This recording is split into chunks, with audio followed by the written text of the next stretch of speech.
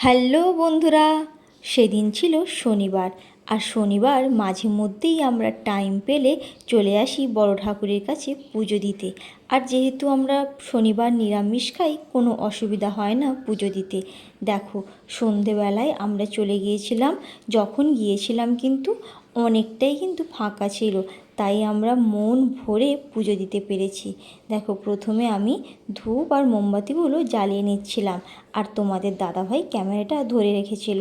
দেখো, আমি একে একে সবটা জ্বালিয়ে নিচ্ছিলাম, সবাই কিন্তু আস্তে আস্তে জ্বালিয়ে নিচ্ছিল। দেখো সবাই কতজন পুজো দিয়েছে। দেখো, আমি এখন জ্বালিয়ে নিচ্ছি। আর এখানে এলে কিন্তু মনটা আলাদাই শান্তি লাগে। আমার তো বেশ ভালো লাগে, আর ভিড় না থাকলে আরও ভালো লাগে। দেখো, এখানে আমি মন্দিরের কাছে ধূপ আর মোমবাতিটা জ্বালিয়ে নিলাম, তারপর যাব পুজো দিতে। চলে এসেছি। দেখো, আস্তে আস্তে আমি পুজোর কাছে। দেখো, সবাই কিন্তু এখানে কতজন বসে আছে, যারা ভোগ প্রসাদ দিচ্ছে। যে যেমন পাচ্ছে যেমনভাবে পুজো দিচ্ছে। দেখো, বেশ ফাঁকা বলতে গেলে, প্রায় সবাই আগে আগে দিয়ে গিয়েছিলো। আর আমরা একটু সন্ধেবেলায় গিয়েছিলাম বলে একটু ফাঁকাই পেয়েছি। আর যখন গিয়েছিলাম তখনই কিন্তু ওখানটায় আরতি হবে, প্লাস হচ্ছে দেখো এখানে জল ছিটিয়ে দিচ্ছে, যেটা আমার বেশ ভালো লাগে। আমি যখনই যাই কিন্তু পুজো দেওয়ার আগে জলটা পাই, মনটা একদম শান্তি লাগে। তারপর আমি এখানটা ফাঁকা পেয়ে ভালো করে পুজোটা দিয়ে নিচ্ছি।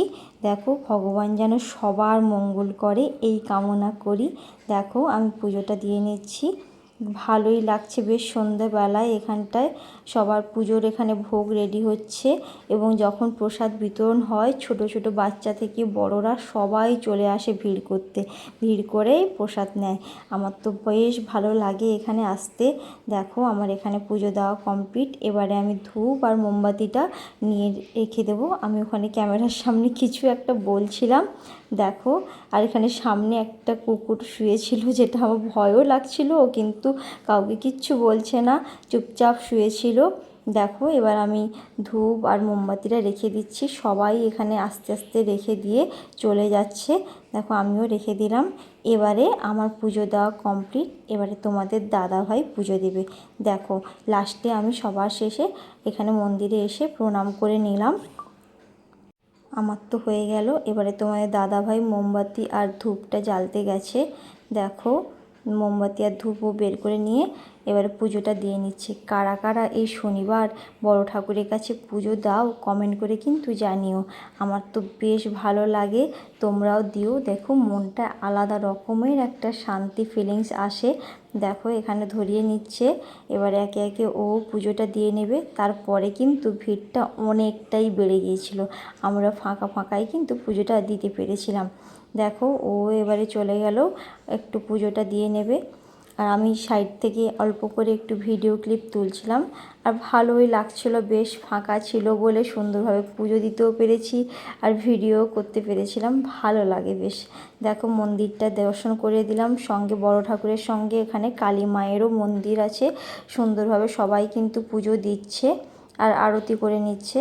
আর আমার এখানে দেখো, তোমার দাদাভাইয়েরও কিন্তু আরতি পুজো দেওয়া কমপ্লিট। ও এবারে রেখে দেবে ধূপ আর মোমবাতি, তারপর প্রণাম করে কিন্তু বেরিয়ে আসবে।